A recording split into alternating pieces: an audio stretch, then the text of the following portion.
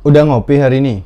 Bagi sebagian dari kita mungkin ngopi di rumah, seduh kopi sendiri atau bahkan di kedai kopi, di warung kopi sudah terasa cukup gitu. Tapi bagi sebagian orang lain mungkin belum terasa ngopinya jika tidak nongkrong di kedai kopi kekinian seperti Starbucks atau Liberica.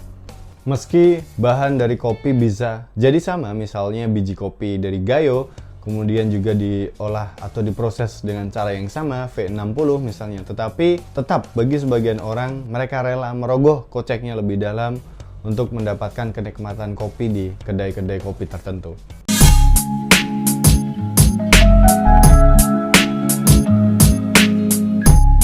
Seringkali kita berpikir bahwa manusia adalah makhluk yang rasional. Tetapi jika kita melihat kasus-kasus seperti pembelian kopi, atau mungkin pembelian produk-produk fashion yang branded, seringkali orang-orang lebih memilih untuk mengeluarkan uang yang jauh lebih banyak. Padahal bisa jadi solusi yang ditawarkan atas masalah yang ada sama saja. Ada sebuah penelitian yang sangat menarik dari Universitas Duke gitu, bahwa ketika ada dua buah logo yang dihadapkan pada sekelompok manusia, ternyata bisa memberikan dampak yang berbeda. Dalam kasus itu misalnya logo Apple disandingkan dengan logo IBM, dan ternyata orang-orang yang lebih terexposure dengan logo-logo Apple, gak jarang dalam berbagai tes mereka jauh lebih bisa kreatif dibandingkan orang-orang yang melihat logo yang lain. Lantas pertanyaan yang muncul adalah kenapa bisa sebuah brand begitu besar impact-nya pada diri kita? Ternyata memang karena konsistensi Apple membagikan pesan dari brandnya, yaitu think different. Lambat laun pesan tersebut masuk ke dalam bawah otak sadar kita, sehingga secara tidak sadar pun mengubah atau influence bagaimana kita menjalankan aktivitas dalam kehidupan kita. Bagi nggak sedikit orang, tentunya memilih brand adalah cara mereka mengekspresikan identitasnya. Misalnya, bagi sebagian orang yang ingin terlihat sporty dan juga casual, maka tentunya mereka akan memilih produk-produk atau brand seperti Nike dan Adidas. Nggak bisa dipungkiri faktor eksternal atau penampilan dari luar mempengaruhi persepsi orang lain, seperti juga ketika lambat laun kita saling mengenal sama lain juga mempengaruhi persepsi kita secara lebih dalam atau internal. Nah, brand dalam hal ini juga menjadi salah satu cara orang mengekspresikan identitasnya. Seperti bergabung dengan komunitas Harley Davidson karena orang-orang ingin merasa berbeda dan unik dari kelompok yang lain.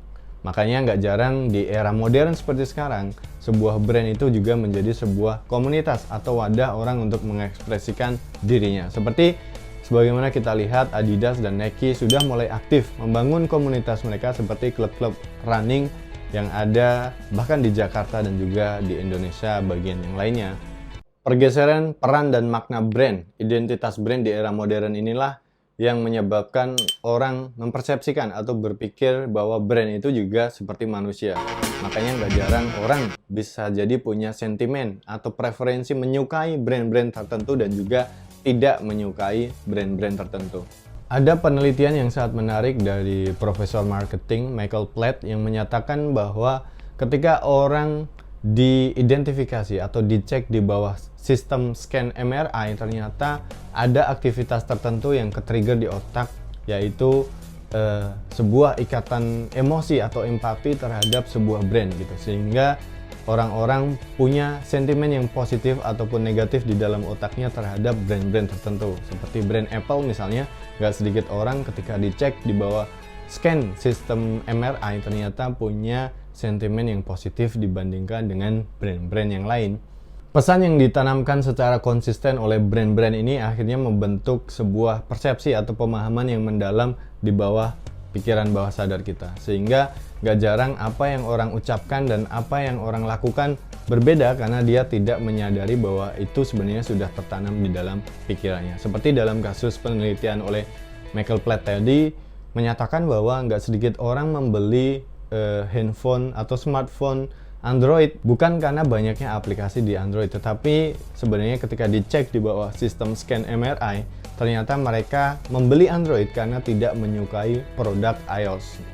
Sebagai konklusi, mungkin sebagian kita tidak menyadari kenapa kita memilih suatu brand, padahal sebenarnya memilih suatu brand adalah juga salah satu bentuk kita mengekspresikan identitas kita kepada publik gitu. Sehingga seringkali ketika kita ingin membeli sesuatu, bagus untuk berhenti sejenak dan memikirkan kembali apakah value atau nilai yang diberikan oleh suatu brand itu align atau cocok dengan value yang kita junjung. Sehingga teman-teman nggak hanya ke-trigger secara emosi, tetapi juga lebih sadar dan juga memilih sesuai identitas yang ingin ditampilkannya.